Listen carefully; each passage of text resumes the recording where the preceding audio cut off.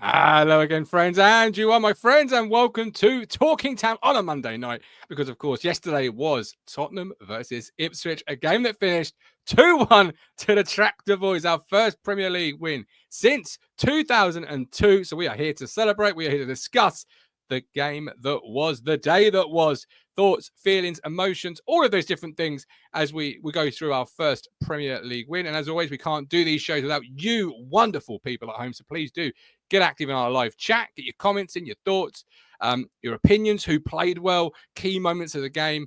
I think every single player delivered yesterday, left everything out on the field. You saw it the full time, players on their knees, players laying on the turf of Tottenham Hotspur Stadium. And they left every single thing out there. And we're going to try and break it down in only the way we can. I was asked before the show what the run order was, and I just said, there isn't one. We're just going to talk Ipswich Town Football Club. That's how we roll here at Talking Town. Mike Baker says, evening all. Still on that cloud. It's been coming, though. This one win is more than 3 points. It proves to the lads we belong. Bring on Man United. Colin Plumb's in the room. Colin, ITV Anglia sensation Plumb is in the room. Adrian, if we can pick up 8 more wins, a few draws, hopefully it will be enough. 80 Croucher, one of our YouTube members for 29 months. What a fantastic away day at Tottenham. An all-round great performance from all the players, backed by another great away end. Absolutely, Adrian, which you're one of them. I saw on your Facebook that you were there, FaceTiming family and friends. Absolutely love to see that. And there's been all sorts of videos. One of the benefits, really, of playing the Premier League against top opposition is that you get, Tottenham, top 6 side, lots of fans, lots of video content, lots of meltdowns. It's been really deliciously fantastic. Some Norwich fans on TikTok throwing their own videos in there as well. It's sensational. Talking of sensational, don't forget we are partnered with Match Bingo. Play Match Bingo, win cash prizes, and support the crucial life-saving work of the East Anglian Air Ambulance. Each time you play, you do support. I've just done that back to front, but you know what I mean. Download the app wherever you now download your apps. Over 18s only. Be gamble aware. Joining me this evening, it's back to a 3-man team. We have got before I do, 20 New Zealand dollars from Chris McTaggart. Good morning, sir. I hope you're well. Early morning to wake up for a game yesterday. Well worth it in the end. Finally starting to enjoy the Premier League. Thank you for your donation, Chris, and thank you for watching Talking Town. As I say, we are a 3-man team this evening. Joining me first and foremost is someone who's always here, so that's no fanfare whatsoever, Mr. Matthew Phillips. And completing the trio is the one, the only, Mark Tuxford. Good evening. How are we, gentlemen? Hello. Are we? All right. Yes, I'm very well. So Matt was at home in Essex watching, and Tux, you were actually at Tottenham Hotspur Stadium. But where were you sat, Tux? That's the question. Well, Gov, I was sat in the home end, looking at our away fans loud and proud. I thought everyone did a very good job of being very loud. A lot of the Spurs fans around me were saying that very noisy, very good set of fan base. So yeah, very good from them. But yeah, I was sat in the home end. Interesting viewpoint. I know you're on your social media. You posted you had to bite your tongue throughout the course of the 90, being beaten by lowly old Ipswich, Matt. But Ben Adams on Friday night messaged me saying he had a feeling we were going to win. I told him to politely, walk away in movements, and he was right though. I owe an apology, Ben. You were right. Yeah, if everyone who had said that we were going to win games this season, we'd be top of the league with 33 points and 5 clear of Liverpool. That's true. But look, people said to me, I think we can do it. I wasn't one of those. I thought we had like a 1% chance to do it. As it was, we were 10-1. We had a 10% chance according to the bookies. But it was a phenomenal performance. Whether that's sustainable over a season, I'm not sure.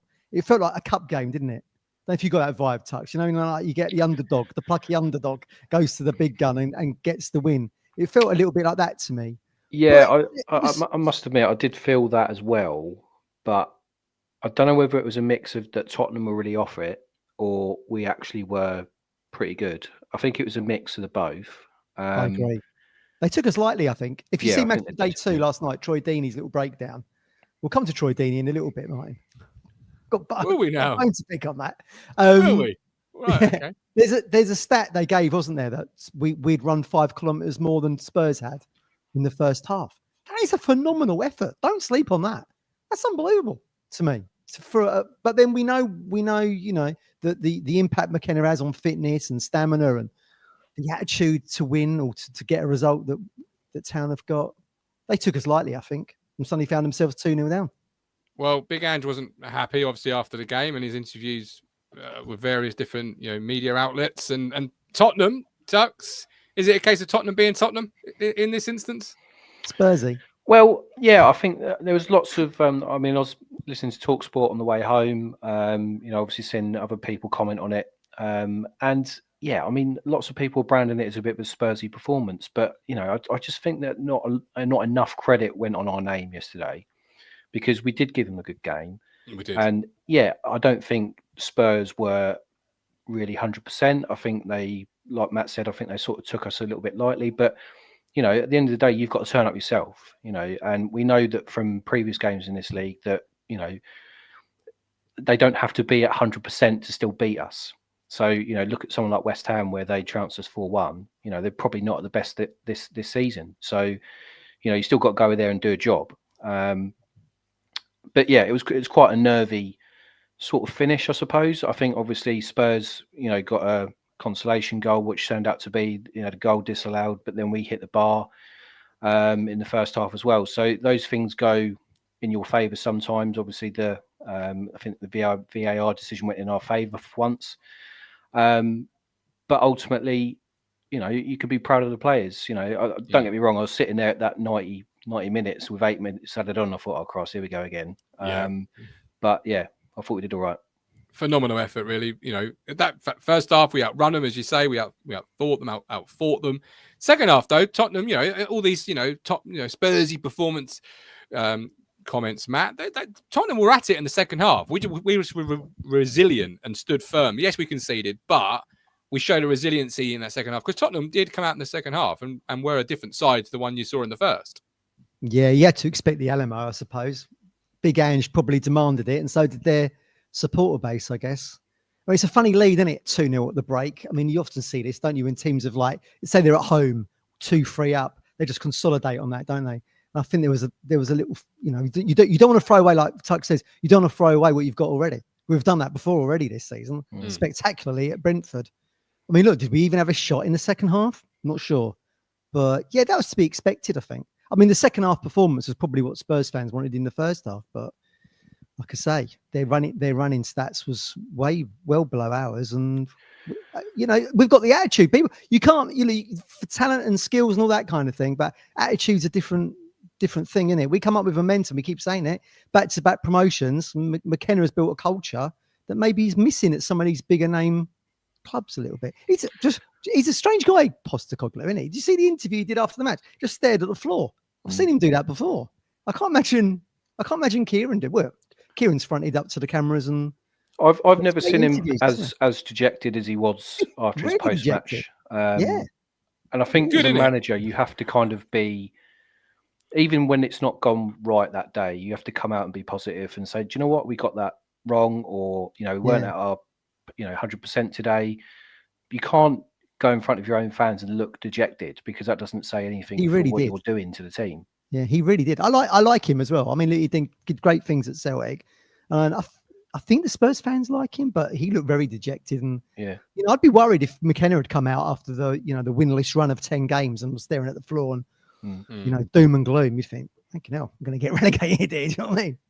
Yeah, I like Ange. I like Ange. I like Ange. I think he's great. It sometimes he does give off these sort of school teacher vibes where he wants to be your mate, and then when you've disappointed him, he like you're saying there, he looks at the ground and you sit outside his office and you're in for a mate, what you're doing. This is not what you're doing. Speaking from experience, Martin, aren't you? I am, yeah, fully speaking from experience. Disappointing every single school teacher I ever had. I know the look when they're looking at their shoes and they can't even look at you. They're that disappointed with you. Andy Barrow says, please give credit to Mark Ashton. Total support to K-Mac and the team. No votes of confidence, although I don't think that there would be after the fairy tale ride we've had. But Andy goes on, no crap. This 3 points as much as down to his leadership as the wonderful work from K-Mac and the lads. It was the 2 interviews, Matt. That's what did it. So it's 2 PR interviews. Genius. It was genius. There's going to be no vote of confidence for Kieran. It's not required. I mean, Ashton said so, didn't they? I think Ashton would sign into a 50-year contract if he could. Perhaps he has behind the scenes. We don't know. I'm sure a lot of Spurs fans were going away from Tottenham Hotspur Stadium yesterday, Tux, and thinking McKenna could be a future manager. We discussed it with Ricky from Last Word on Spurs. As we counted down to the game, might be someone on their radar. But certainly, some of the narrative out of it was he'd spent 14 years there, player, academy coach, then moves on to United. Interesting one. It'll be on their radar now. It's the only problem. I think he is actually. I think he's, like you say, he's got history with Tottenham. I think he would be somebody that would go in there, change their philosophy somewhat for the good. And I think, I can see him being, certainly a top Premier League manager in the coming sort of years, really. But whether that will be at Tottenham, I don't know. But I think it would be a good fit for him. Yeah, Paul P. 3 of the next 4 games at Portman Road. If we can build on yesterday's result, this period could decide. You've got some big games coming up with Palace and Wolves. Some teams that are in and around where you are at the moment. Some big games coming up. Bournemouth, isn't it? Bournemouth, is it Bournemouth Palace back to back or round the other way? Yeah. Yeah. Oh, Joe caught my good in it. Yeah, I'm glad someone caught my little good in it. Yeah, it's good. Finally, we've had all the little patronising pats on the head from managers and players and pundits. Speaking of pundits, Matt, I know you've got a bee in your bonnet about one particular pundit. Massive. Or should I have said a hornet in your bonnet about one particular Nice. pundit. This is why you're the podfather. Just that if anyone... Look, Deeney did a really good breakdown of Ipswich yesterday and gave us loads of props, gave us kudos in how well we played. And then when he reveals his team of the week, which is quite a big thing on the BBC Sport website, not one Ipswich Town player's in there, and he gives manager of the week to Gary O'Neill for their Wolves' 2-0 win over relegated and threatened Southampton. Ludicrous. Absolutely ludicrous. I didn't get that whatsoever. The whole headlines have been Ipswich winning at Tottenham Hotspurs this weekend, and he doesn't even give it to McKenna. So there you go. The thing is, though, I don't actually think the headlines have been with us at all. I feel like a lot of the headlines have been with Brighton, and I think we've kind of been a bit of a second subject. Well, I think there's only one Brighton player in there, Tux. Certainly he gave his goalkeeper of the week to Onana. What's Muric got to do? I don't know. It just seemed like a big club bias. There was 3 Newcastle players in there. I don't know. Huge win for the town. League One 18, 20 months ago. My response to Matt when he brought it up to me, Tux, was... Didn't care. Why do I care? Why would I care what Troy Deeney wants to say about it? What do you think about it? Well, third-rate manager, third-rate pundit, I suppose. Thank you very much. But, I don't really take too much of what Troy Deeney is saying that's going to affect me. I'm not going to lose any sleep over it, but... Yeah, I think ultimately I'm not going to lose any sleep over it. It just surprised me. Give me back to the recall about us on the TV. Yeah, but I do agree. I think there was 2 games that I thought got more coverage in terms of bigger results than what Ipswich once was. So I think it was Newcastle beating Forest, which to me isn't a massive shock. I know Forest has started well. Agreed. Yeah, agreed. But that was another one that was being hyped up to be the best thing since sliced bread. And then you've got Brighton who beat City.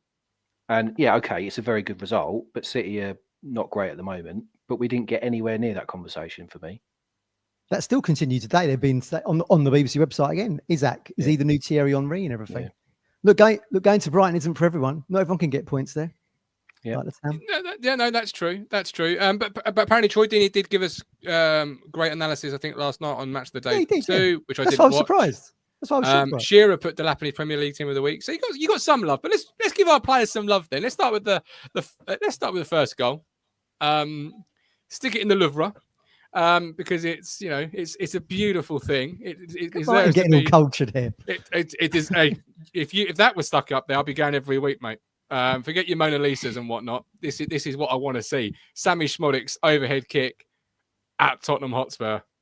We got a history of doing this. Obviously, Finidi George did it previously. He set the trend, and then Sammy's come up in the latest round of players that play for Ipswich Town to put his finesse into it. So it's a great goal. Let's Tux overhead kick at Tottenham. Beautiful, right? Yeah, I mean, if you can score goals like that against the calibre of what's in front of you in terms of Spurs, then obviously it's a very good goal. I just think this guy should be starting every week for me. I mean, I think is his best position off the left. I don't know. I think he would be better in a 10 role, and we've sort of debated that previously. But to be fair, I thought Amari was pretty decent in terms of his sort of work rate and defensive abilities on Sunday, and took the ball well up the field. So, sometimes it's hard to sort of displace somebody when they're playing quite well, but ultimately for the other games, I don't think the Amari in the middle has worked as well. But either way, Szmodics has to play for me because he always gets you a goal. He's a pest, basically, isn't he? So yeah, I completely agree. I called him a fox in the box yesterday on the match reaction show because whenever the ball falls inside the 6-yard box and he's there, he just scores goals in those positions. And he was a player that was called one season wonder by some fans. Could he do it in the Premier League? Some others questioned, is it worth the price tag? We had that conversation all through the summer, Matt. Is it? Isn't it? I mean, Premier League goals are hard to come by, as we know, and a guy that can pop up at any point and just do all sorts of finishes, that's worth its weight in gold. And it was such a great finish and such a great performance because, again, he's involved in the second goal as well. He was man of the match for me. I know he doesn't complete the 90 minutes. That first half performance, I thought he was phenomenal in that. Absolutely phenomenal. Here's a little stat for you. If you count down if you go back to the start of last season all the way through to today, and you added up all the goals scored in league games, Haaland is top with 39. Szmodics is second with 31. So it just goes to show you the company that he's rubbing shoulders with. Yeah. I mean, I find it amazing that Finidi scores that goal, 23 years ago, whatever it was, 22, 23 years ago. And then I think it's down the same end. I'm not sure how White Hart Lane sits in proximity to the new one, but to do practically the same thing 2 decades on, phenomenal. He was great, Szmodics. He was great. And like you say, he has a big part to play in the second goal. I'll tell you who has a big part to play in the second goal. Don't sleep on this. Muric, because it's the Muric error that leads to Tottenham fluffing that counter-attack and then us breaking. So out of all the negativity that Muric gets, because he plays the ball out, doesn't he? Goes past Morsey.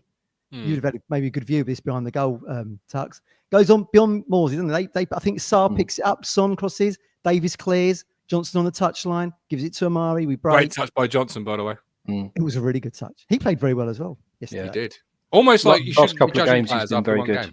Yeah, I do think he's really come on. And I don't know what was the issue with him in the first sort of few games, but he was Man City. Right back, well, yeah. That was the issue. Yeah, Liverpool Man City touch. That's the issue. But the right back role where he's played that, he's done well, I think. Certainly the last couple of games. Because I must admit, when I saw him start, and I think it was against Leicester, I thought, not sure about this, but he's done really well.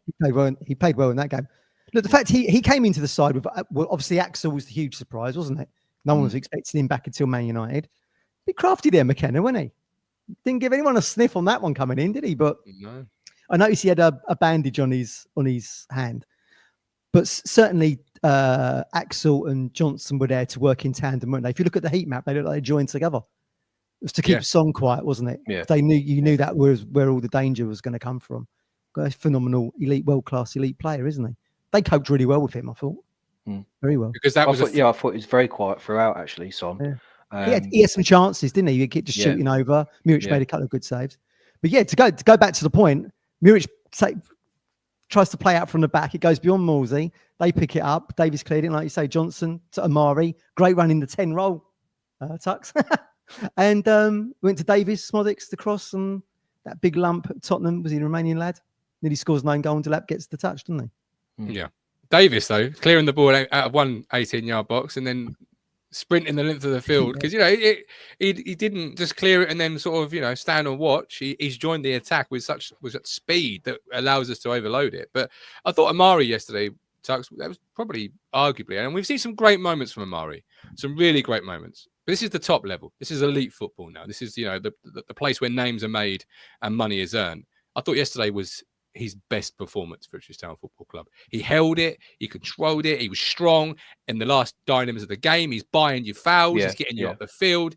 He was doing everything in that 10 role that we hadn't seen perhaps so far this year from him at times. And it's just, there was no glitz and glamour. There was no, turn and bend it in from 30 yards.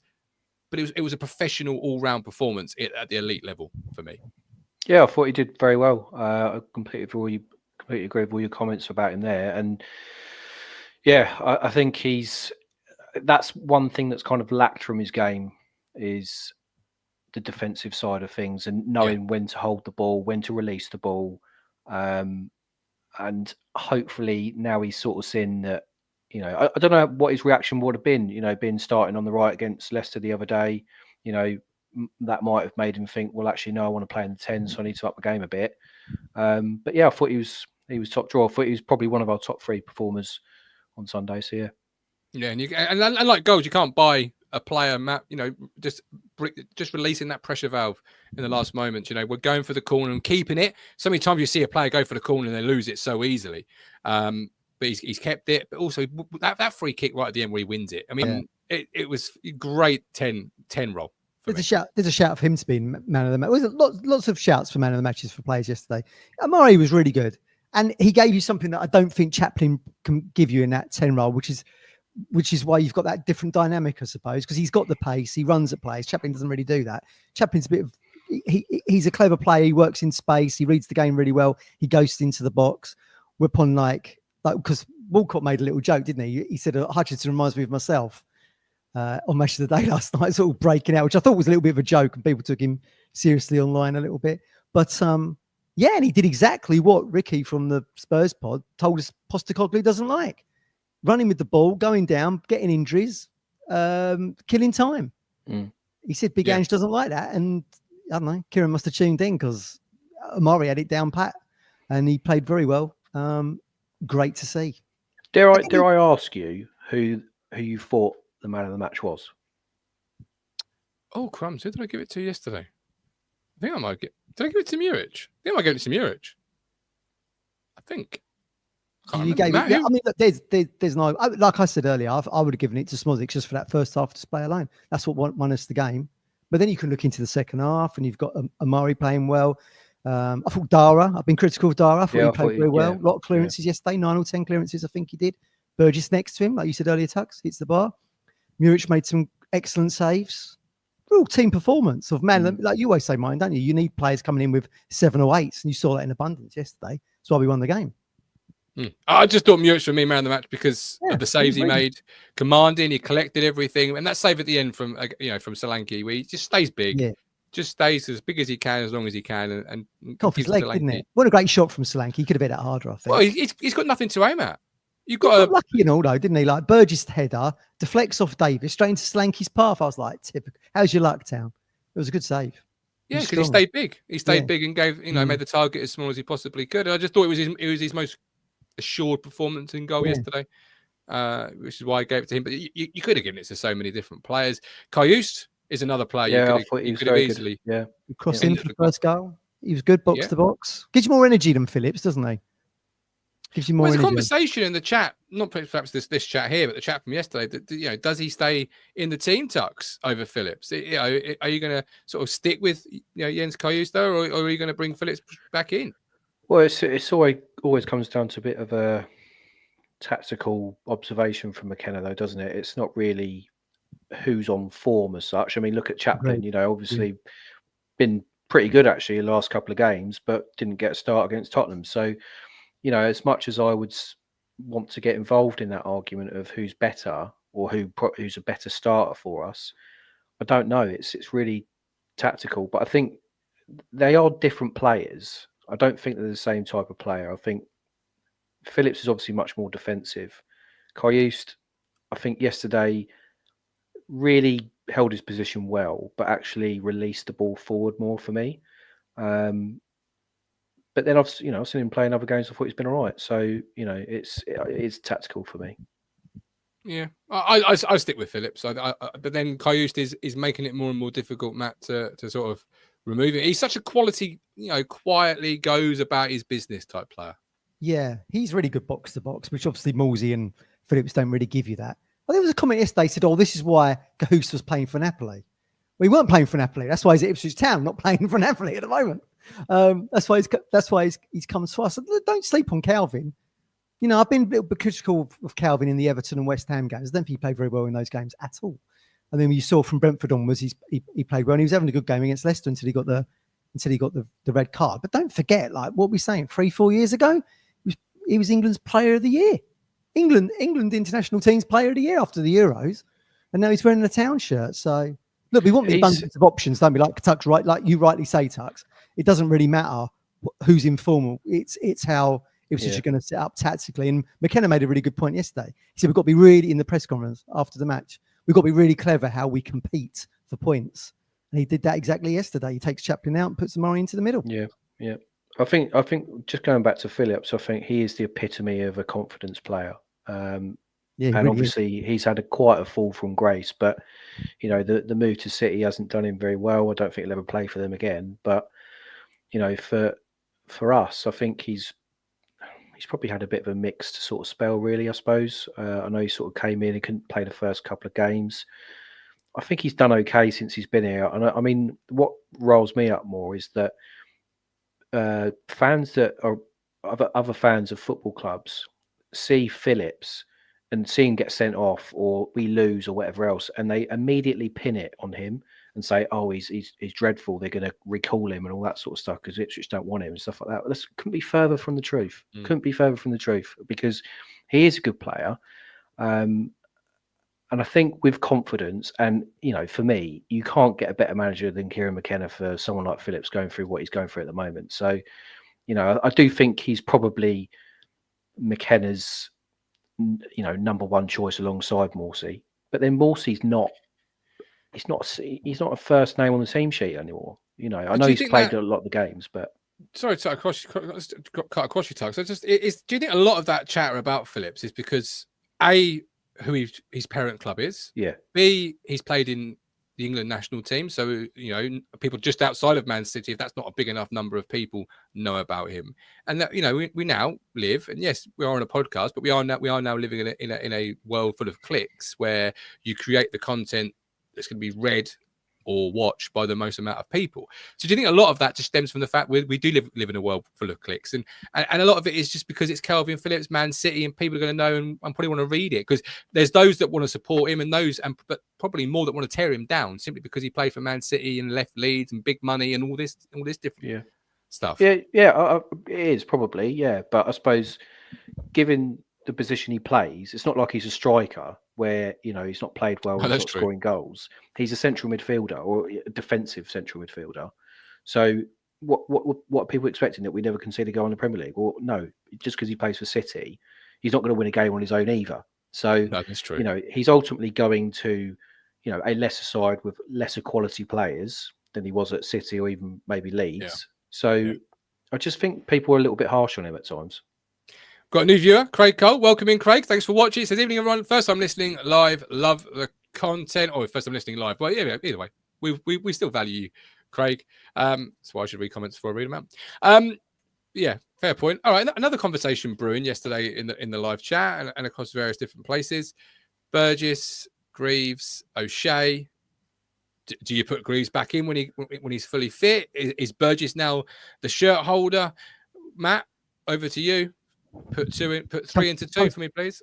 Comes back to what Tuck said earlier. I think McKenna will assess who the opposition are and he'll make his team selection on that.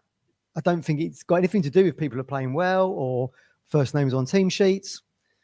It's great to be able to get Greaves back in, hopefully for Man United. I do think he is the better defender between him and Burgess on that left side. So if it was down to me, I would pick him. But Burgess has done all right. I thought he was a bit slow against Brentford. When I say slow, he's like a bleeding oil tanker running back for that second goal. But so he's got that missing from his game a little bit. But he played very well yesterday. He played very well, and I think overall he's done very well since he come into the side. So we'll just have to wait and see. But Kieran will pick that defence, I think, to try and negate the attacks of like a Chris Wood when we've got Forest or whoever's playing up top for United when we come back after the international break. Be interesting to see. Considering the first time we saw him this season was AFC Wimbledon away in the Cup Tucks, and that was a horror show. He was terrible in that game. Awful. Burgess has been phenomenal, really. Nothing short of saying it since he come back in. A bit of it's not a criticism when I say it like as I do, but a bit of an old-fashioned centre half for me. Edit, kick it, clear it, get it up the field, and that's sometimes you need that in the Premier League. It's nice to play out from the back, nice to be expansive, but equally, if the ball's in the opposition half or in the stand, they ain't scoring from there, are they? No, I think if you were to ask Kieran McKenna, sit him down, an honest, open chat, and you talk to him about Cameron Burgess, I don't think he would say that he would have thought Burgess would have been this good in Greaves' absence, because he is an old-fashioned style centre half, and I agree you do need a bit of that sometimes. And I agree with Matt's point earlier about tactical. You pick based on the team that you're up against, essentially. Yeah. I don't know. I don't think I've seen a couple of people saying in the chat like Greaves has got to come back in. I mean, I don't know. Does he? Because if somebody is playing that well, and I'm sort of going against my sort of tactical comment earlier, but if he is playing that well, and I think the thing about centre halves is you have to have a good partnership. And that's probably in the early stages of this season. We don't have that because there was new centre halves coming in, new partnerships had to be made and things like that. So I don't know. I mean, it could be an argument also for someone like Wolfie. O'Shea, I thought was probably his best game that I've seen him play in a town shirt against Tottenham on Sunday. Otherwise, I've not been that particularly impressed with him. He was all right against Leicester, but I didn't think he was great at all. So, but you have to give these centre halves chance to build a partnership because they are in the literally the centre of the field. So you have to have the partnership for when the ball comes over, diagonal, straight, whatever it might be. So, yeah, it's a difficult one. I can't really tell you who would be my sort of preferred two at the moment. I think you're totally correct there, Tux. Because if you'd said to me, O'Shea and Burgess after that Wimbledon game will be the two centre halves against Spurs in November, I'd better bleed an heart attack. Yeah. They were shocking in that game. But hindsight's a wonderful thing, right? And you can look at that game, and at the start of that, at the time of that game, after that full-time whistle, obviously disappointing result. And you look at those players and you think, oh, they're not really cut out for the Premier League. But ultimately, they haven't been playing football. You're not going to be as good if you're not really on it, and you just come into it. You got to find your feet again after a summer. So, I think Burgess can really hold his head up high at the moment because I think he has been absolutely top draw. Agreed. And some players, chemistry as well. Some players play particularly well with other players. I mean, if you had to push me, I guess I'd say we've seen some of Greaves' best stuff with Wolfie. And some of O'Shea's best stuff with Burgess, and when you've seen O'Shea and Burgess together, Greaves together, albeit a limited sample size at this moment in time, neither have sort of stood out head and shoulders as the player they were in previous weeks. But O'Shea's transforming in front of my very eyes into a centre half that's commanding, strong, and a real leader that I'm seeing on the field now.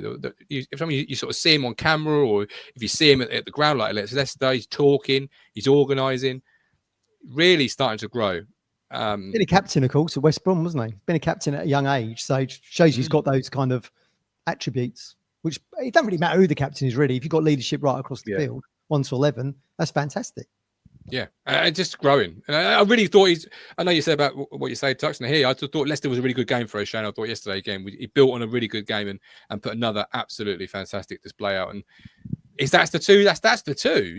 As the song says, McKenna knows exactly what we need. But Greaves is still a very good player. It's tough. That's what you want, I guess. You want the tough decisions because it means players are playing well, and it's not Well, I mean, you're only as good as your last game in football, and that's true. Just how it is. And if we play United after the international break, and say we lose quite heavily or whatever, that defense is going to get torn a new one, and there's going to be people saying, well, why is not Greaves started, or vice versa, So I actually think that's a game where if he is fit enough, that probably Greaves does come back in against that level of opposition, but we'll see. Burgess certainly hasn't let anyone down. Very unlucky not to score yesterday, like we said earlier. Maka, I thought all of our players were a lot calmer than I expected when we went 2-0 up. I feel like I was directed from McKenna to stay calm as the job isn't done until you defend the lead. etc. Yeah, I just felt with that second half, it was all a matter of when we conceded, because I knew we'd concede. If it came out, really all guns blazing, it felt like it was going to be, a matter of when, not if. And I said to you, I think, Matt, on a WhatsApp message, if we can concede as late as possible to give yourself less time to bottle it, as it were, because if you can see like that first VAR decision, for example, that's far too early in the game to be conceding, because you've got so much time left that they're going to be, their towels are up, the crowd's back with them, they've got their goal, they're one behind.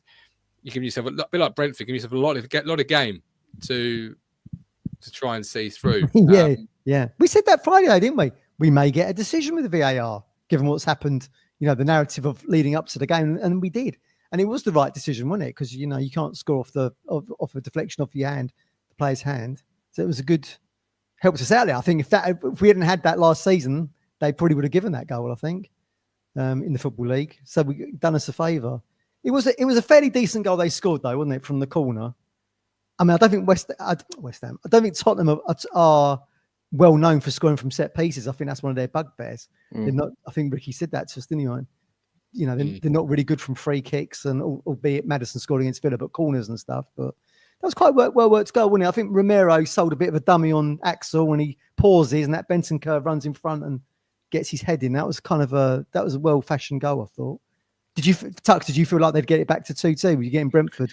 Yeah, I did. I think it was more when the 8 minutes went up. As I said earlier, I thought it was like, here we go again type thing. Yeah. But, I think it was because it was sort of like the 88th night, sort of 89 minutes, we were sort of playing in the corner. I was like, I don't know, this is probably a bit early to sort of be playing in the corner. But when the 8 minutes come on, I think they did have like one or two chances after that, but it's really nervy watching it from that point of view, especially the 8 minutes go up, because 8 minutes is a long time in football, especially when it's only really feels like an eternity, doesn't it? Yeah. But Spurs were like really wasteful. Like that Timo Werner, I've seen a lot in the Bundesliga. He's a quality striker, but yesterday he's just like, he's got all the pace in the world. He was even outrunning Axel, wasn't he? He's outrunning Axel. But you put him into positions where he's shooting mine on the edge of the box, just flying over the top of the bar. Yeah, there was lots of shots that they were taking that were flying over the bar. Yeah. I don't know how many shots actually Spurs had in the end, but pretty much all of them went over the bar. I think it was 17 total shots against our 8. 2 big chances they had. Yeah. Our expected goals was just ahead of theirs, 1.62 to 1.55. I thought they were incredibly slow to release the ball. So when they did have possession, they were quite slow to really kind of get it moving forward. Yeah. I don't know what that was down to. Maybe some of that was obviously defending quite well, or not finding the pockets of space. But looking at it from a Tottenham point of view, watching them, I just thought, Christ, that too slow to really get the ball forward. I agree. Yeah. I think that's probably why our running stats were so much better than theirs in the first half. Yeah. It's a bit of a, we defended really well and really deeply as well. And that's probably why they reduced them to having to shoot around the penalty box, around the D. Solanke was only the goal that Solanke scored that was disallowed, and then the one where Muric saves right at the end. Were there only real 2 chances, I think, other than the goal they scored inside the area? Yeah. Real clear cut chances. Yeah. There are a lot of opportunities where they, had a shot from 30 yards, 25 yards, and it was still rising as it. We didn't give anyone any space like they gave Szmodics to score the overhead kick. No. Defended well from that regard. Delap, again, what more can be said about Delap, Matt, than what we've all said on here many times? Just what a find he's been. And yesterday, again, fantastic. You talk about the McKenna factor. I mean, who would have thought when we signed him, from City, but having seen him for Hull City last season, I mean, he's just sort of gone up 2-3 notches, I think. I mean, he's just looking phenomenal. And Tuck said earlier, it's got to be the McKenna factor. And the fact that he actually sort of kind of the first goal, he actually starts that passage of play, doesn't he? Where he gets the ball, sends it out to Cahoust and Johnson, I think it was, in that final third. And Cahoust puts the cross in, which Delap then runs into the box to challenge Romero, falls to Szmodics, and he scores the overhead kick. So he was phenomenal. He was phenomenal yesterday. Hurst had a funny game, didn't he, when he came on? Was he carried off at the end, Tux? I did see he pulled up a couple of times. Full time, yeah. Yeah, I don't really know what the issue was because I couldn't really see it because it was down the other end from me. He got like a hefty challenge, just sent him sprawling to the floor. I've seen the photos today of his eye. Took an elbow, I reckon. Real gruesome photos of his eye. Because he was down on the floor in the penalty box, wasn't he? For quite a long while. Yeah. Prompted Martin to text me to say, "Has he made a biscuits? Not again." I was like, well, you just say heart in mouth. It's like, not again. No, it's not. Because no options past there, really, have we?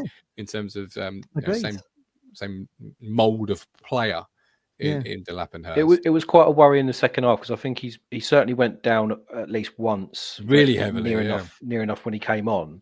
And I thought, still quite. It's probably at least like 10, 15 minutes left of the game here. And if he goes down, we haven't got anyone to hold up the ball. So who are you going to put up front, basically? So yeah, it was quite a worry, I suppose. But yeah, going back to your point about Delap, I think he's been absolutely unreal, really, hasn't he? Phenomenal. He's that type of player where he really suits the way we play. He's that type of striker that just wants to play on his own, but will bring in other players. The only thing I would say about him is I don't think his link-up play is as good as Hurst, because I think Hurst really sort of brings in your 10 or your wingers a little bit more on the floor. But obviously, winning the ball in the air, both are pretty good at it. But obviously, Delap's got that sort of extra yard of pace where he was the same as Amari. Your comments about Amari, where he was just winning fouls and charging up the pitch and things like that with the ball. That's what Delap gives you, and I think that's kind of what is a real sort of asset for us. Yeah, sorry, mate. I was going to say I like how he got booked within 17 seconds of the restart of the second half. Just ran into Romero, didn't he? Got a yellow. He's on 3 now, 4 if you count the Wimbledon yellow in the League Cup. So he's walking a bit of a tightrope, and Amari's on 4 as well. Along with Morsley. When's it cut off? Is it 5? Is it 6? What is it? It's 19 games, I think, is the first. Yeah, I think it's 5 that you get suspended with, but I don't know when the cut-off point is, though. Yeah, 19 games, I think, is whether that is Christmas time. Is that January? Yeah, it must be. Yeah, we're 11 now. Maybe might be 12. So yes, it must be towards the new year. I would have thought. End of December. Yeah, a long way away. A lot of football left to be played. Yeah. And obviously, before I bring in, we've got Phil and Colin waiting. I'll bring them both in just a second, one by one, obviously. Pink away kit gets not only an outing, gets 3 points. Ed Sheeran's in the crowd. The team probably got serenaded in the dressing room. It's the old Ipswich, isn't it? We're back, baby. We're back. Yeah. He sat near us, didn't he, Martin, when we went to the FCAs that first year? That Expressions Oozing Spurs podcast. I was going to say Ed Sheeran. As I say, did you notice? No, I don't think he sat near us. Although we know he has watched the show. Yes, we do. And he's this Expressions guy. He's blogging from the live game. And when we were 2-0 up, he's going, "I can't believe we're losing 2-0 to a team dressed as Peppa Pig. I just can't believe it. It's criminal." He was doing his head. What a comment. But I mean, can you wear it every week, Tux? Don't ever change a winning side. Don't ever change a winning strip. Yeah, I'm really mixed on the kit, if I'm honest. I mean, I think it looked all right yesterday. Looked good, didn't it? Yeah, I've put it on. I look like a bag of shit in it, but it's sorry. It's a nice kit. It looks good. Yeah, it looks good on the players. I think. Yeah, definitely. I just want to know what Ed Sheeran was serenading the team with after the game. Was it Shape of You? Was it Shivers? What was Ed busting the guitar out and singing to yesterday? 3 points in the. There was a good photo of him and Szmodics after the game, I think. It was great to see him there. He was at the rugby as well, the England-Australia game. He had a bit of a sporting weekend, Ed. You could change the words, couldn't you? Push and pull, like Szmodics do. Overhead kick, Tottenham Hotspur. Goodbye and get on the chance. I'm trying. Mackie, I heard from a commentator or somewhere that we were restricted to 2 or 3 games wearing the 3rd kit. We shall see. We'll have to wear it at Palace, won't we? Definitely have to wear it at Palace. I thought we'd probably wear it at Leicester or an Everton, maybe, but maybe there is a restriction on a 3rd strip. I don't know. No idea. Metal Joe says Matt X's post-match review was funny too. I don't know who this X is, so I'm going to go and I'm not sure. Expressions is a very good channel, actually. If you want to see some Premier League content, but yeah, he just couldn't believe it. They was all like we said earlier, the players there took us lightly. I think their fans took us lightly as well. Yeah, I don't like that. That sort of takes it away from us a little bit. But you think about when we were like riding high in League One and playing your Forest Greens and that, we're thinking, oh, we're just going to turn these over. And I think probably the mindset's the same. I mean, sitting with them, I mean, there was a few comments that was like, oh, this is embarrassing, all this other stuff. There's a guy that was sat next to me, but he said that, he saw a few Ipswich fans at the station and that he was all expecting to lose today, but they wanted to come for a good day out at Tottenham. And, I think most of us were kind of a little bit like that, but but it's those games. That's what football's all about, though, isn't it? You feel like you're not going to get something, but then you do, and it's the greatest day. So, yeah. That's take that, not Ed Sheeran, but we'll still take it. We'll still take it.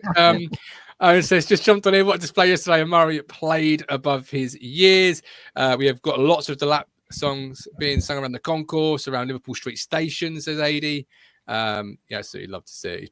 He's been really phenomenal since he joined. I've heard the word phenomenal used loads, but Delap deserves every single one of them. He's just phenomenal.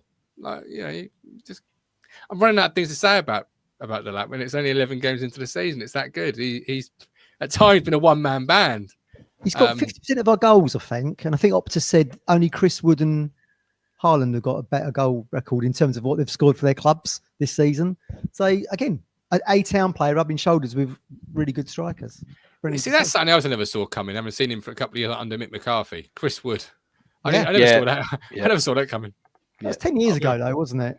It was 10 years ago, I suppose. I still never saw it coming. No. But he was. I can't remember. He's been around a few clubs, but I remember he was scoring goals. He was at Leicester, weren't he? I think as a young lad, and then Birmingham West Brom, I think, stuff like that. But then he came on loan to us. Mm.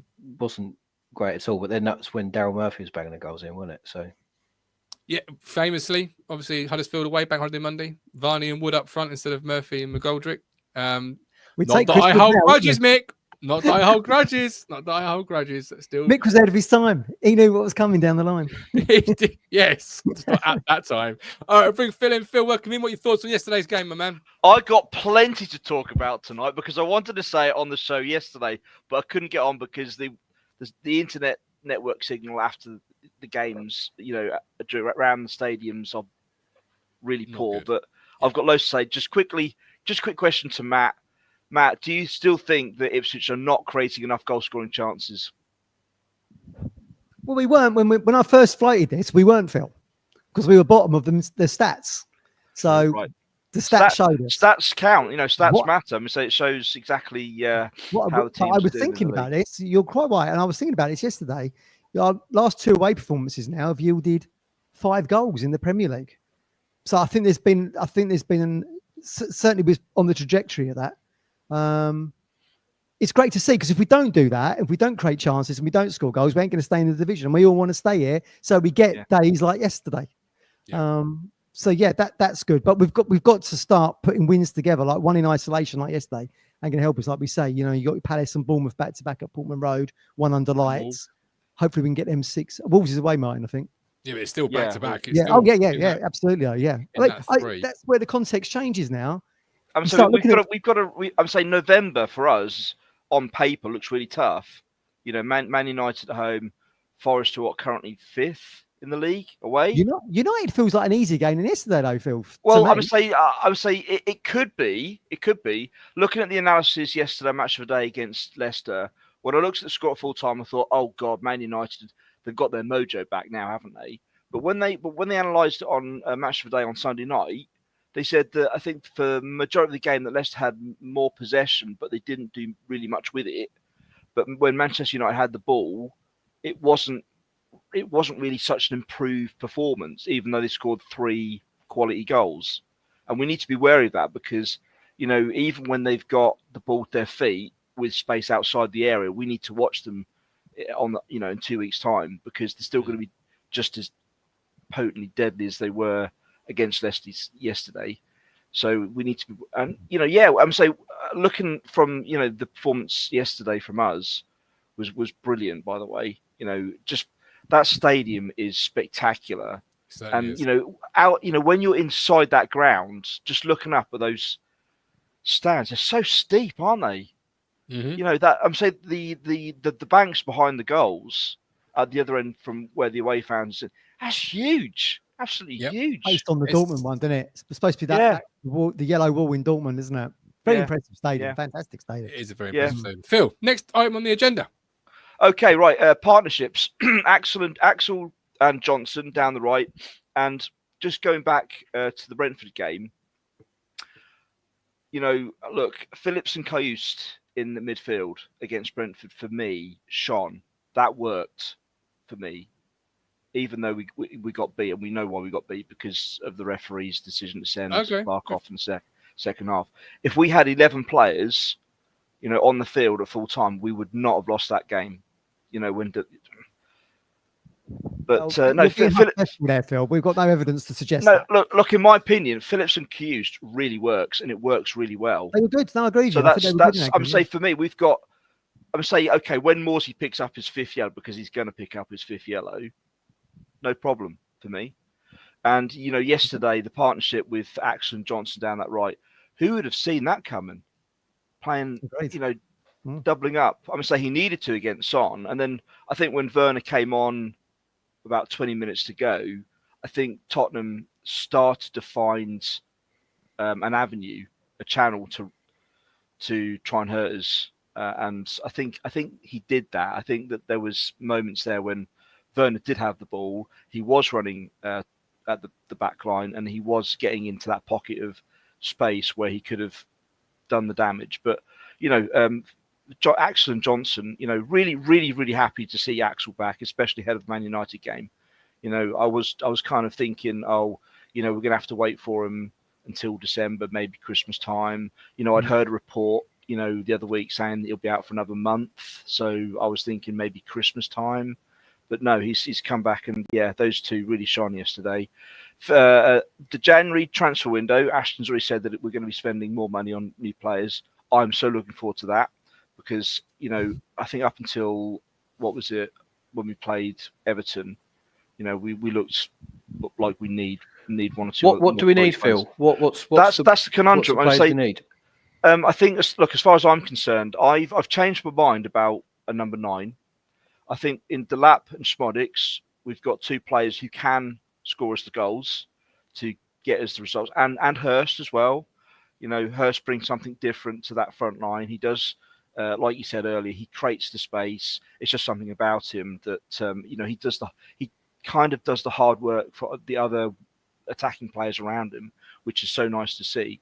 I think I wouldn't rule out him going for maybe another centre half or central midfielder, although we are well covered in the central midfield area, and I would probably feel a bit sorry for Wolfie because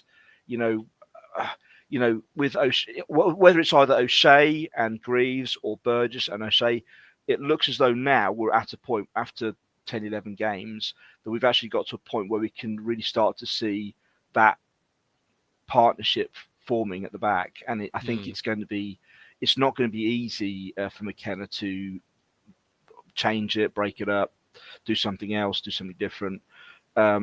I don't know. Look, I wouldn't be surprised also with the injury to Ogbeni, he might go for another right-sided attacking player because when you look at it, we've now got Amari on the right, a Clark on the left with real pace that can really hold the ball at their feet when they're running. And that is not an easy skill to do for any player.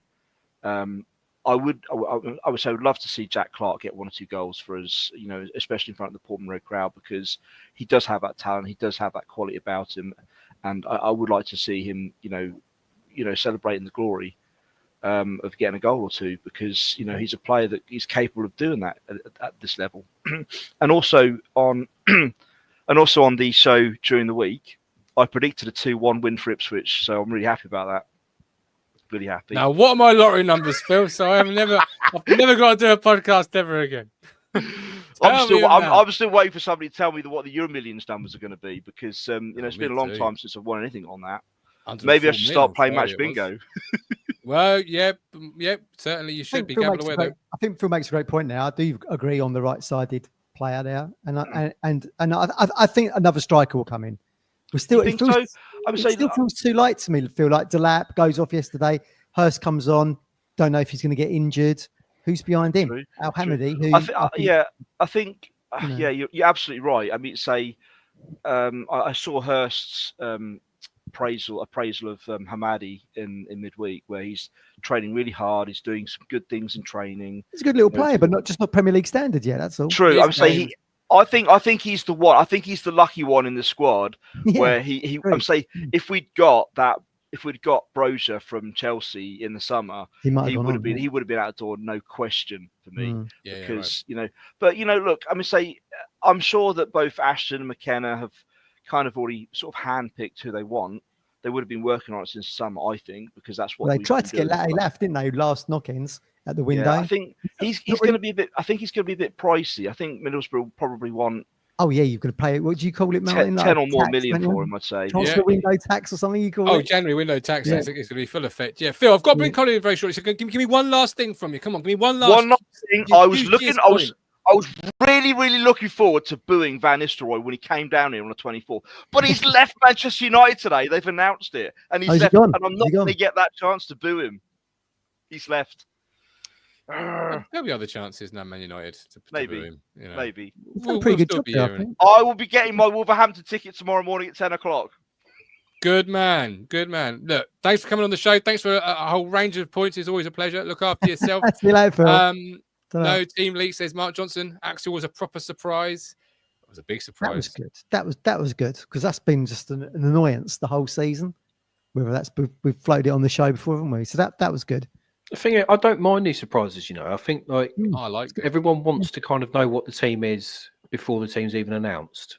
I don't mind it. I don't get it. Why? Why do they need to? Yeah, I don't get it either. But the point being is that if you know your team, that means that the opposition, in my mind anyway, the opposition know or have a little bit more of an advantage of what team you're putting out.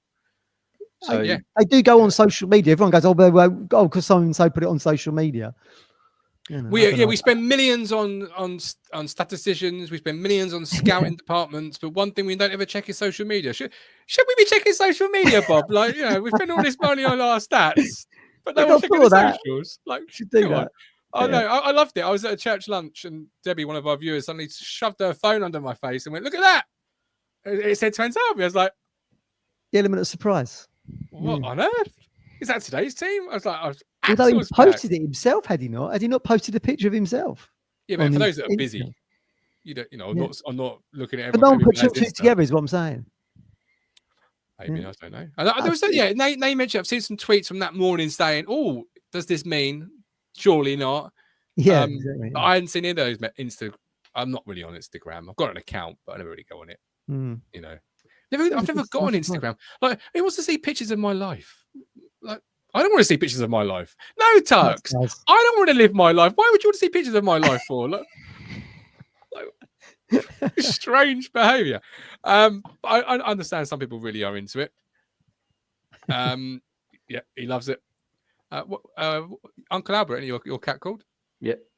See, so you know all about my life. Yeah, I don't have to tell you anything. Your cat is called Uncle Albert. Yeah. So, I couldn't tell you what my grandma looks like, but I tell you what his cat looks like. Yeah. If you're calling your cat, then will you say Uncle, or do you have to say the whole thing, Uncle Albert?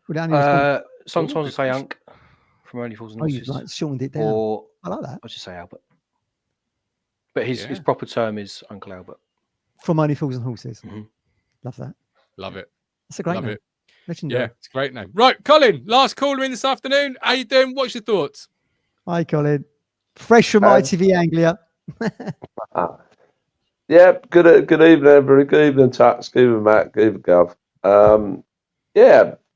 Just still on cloud nine, really. I'm just fantastic, isn't it, to get that monkey off your back and get our season really going, because I haven't really been overly worried, if I'm being perfectly honest. I haven't. I swear to God, I have not been overly worried. And I'll tell you the reason why, and you obviously know the reason why. The reason why is because we have not been playing badly. In the previous 10 games, I'd say arguably we've been competitive in at least 8 of those games. And we've looked a decent side. Have we had the luck that a lot of teams get? Perhaps not. But I I firmly believed. I mean, I said to Ian and Matt Taylor when I walked out after the Leicester game, I said to them, I said, you know, boys, I said, lift your chins a little bit, because the win will probably come at the most unlikely venue and against probably the most unlikely side.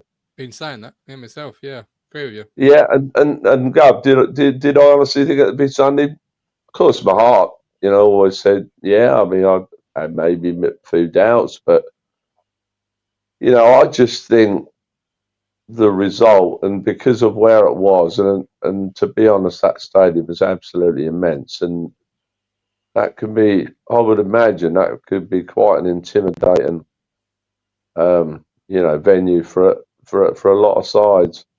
And I'll tell you how those players conducted themselves and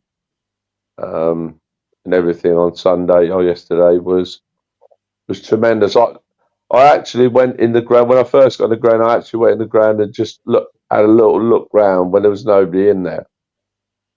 And like was said earlier, I mean, obviously, like Matt said, designed on the yellow wall at Dortmund, and that wall behind that end is absolutely unbelievable. And I said to Donovan today off air, I said, that is arguably the best stadium I've ever been to in my life, including Wembley. And you know, and I just think it is. And when you think about people like I shouldn't pick people out singly, but I'm going to. When you think about where, and you know what I think of Burgess, I just love the guy. When you think where people like Cameron have come from, and Wes and Chappers and the like, right? And then all of a sudden they're in that kind of venue. I mean, it's just like a different world, and how they got through all that and everything yesterday, and even the players we brought in. Although one or two of them have come from big clubs, like Delap has been at City and what have you, and Amari had been at Chelsea, so they'd been in big environments, playing, even if it had been, you know, lesser games. They've been playing in those bigger venues, so they're kind of half you know, used to that kind of thing.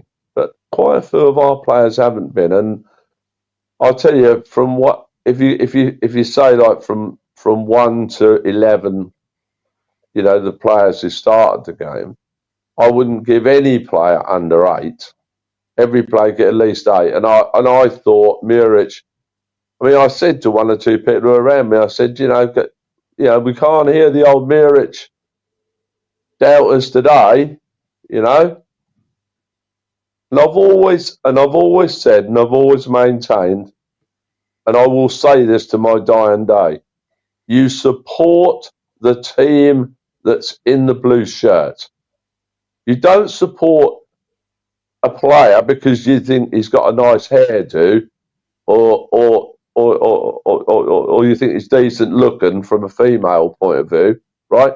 You support the team that's picked, and I like everybody else. I trust Kieran McKenna. I would trust that guy footballing wise with my life. I tell you, I think he is such an unbelievable person, as opposed, great coach, don't get me wrong, but as a person. I'll tell you another thing I noticed there yesterday, especially when I got home on Match of the Day, to show exactly what kind of person Kieran is and an excellent guy he is. When he was involved in that huddle, I noticed he got himself out of it and apologised to the Tottenham people that he hadn't gone straight over and shook their hands. I thought that was absolutely excellent. I'm sure Mark Ashton would have noticed that. And if I'd have been Mark, that's the first thing I'd have done when I see him in wherever, in the players' lounge. I'd have went over to Kieran, I'd have shook his hand, and I'd say, you conducted yourself like an absolute gentleman that you are. And I'll tell you what, this club, I said it to Donovan today off air, this club stays up this season, which I honestly think will do, I think we're going to go from strength to strength.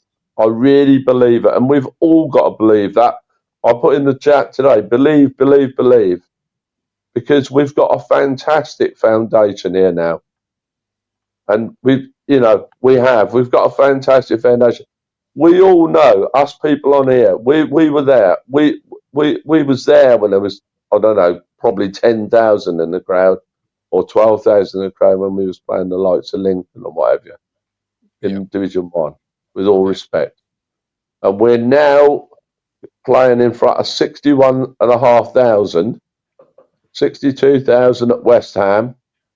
That would be 61,000 at Arsenal. It will be 74,000 at Old Trafford. This is the table we're dining at. Congratulations to Kieran for yesterday. I really, really felt for him yesterday. In fact, I had a tear in my eye when he came over because it meant so much to him, and you could see that. It meant so much to him and the players as well. Fantastic. And just keep it up. And I personally think that the Manchester United game is just right for us right now. Because if we'd have played, say, for example, with all due respect, if we'd have played somebody like, say, after the Lord Mayor's show in 2 weeks' time, Gov, Tux and Matt, would have played the likes, I'm not being disrespectful, say a Brentford in 2 weeks' time at home, we might have thought that might have been just a tad easier. I think it's good that we're playing Manchester United, because it will keep us at that level where we need to be. And I just think it's just going to be such a great occasion. And also, it's my Ian's birthday that day as well. So. And mine. Yeah, and mine. Oh, yeah, it is. Yeah, well done. Happy, but yeah, of course it is, Cub. Yeah. So you and Ian can have a lovely birthday. Trust me. We certainly hope so. Colin, you have summed it up also so elegantly and poignantly and beautifully. So thank you for coming on this evening's show. I just don't think you can top that.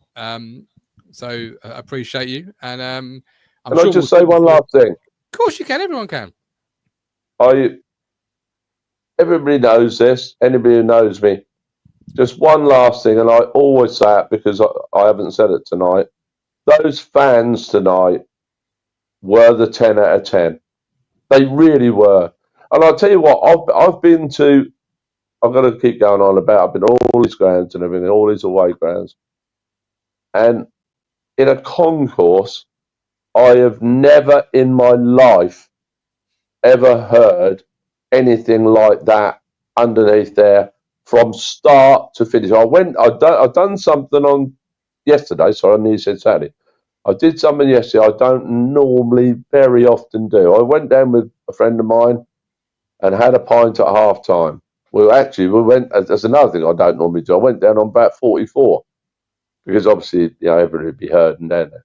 So we went down there, got our pints nearly straight away, and they were singing Liam Delap, oh, hello, hello, hello.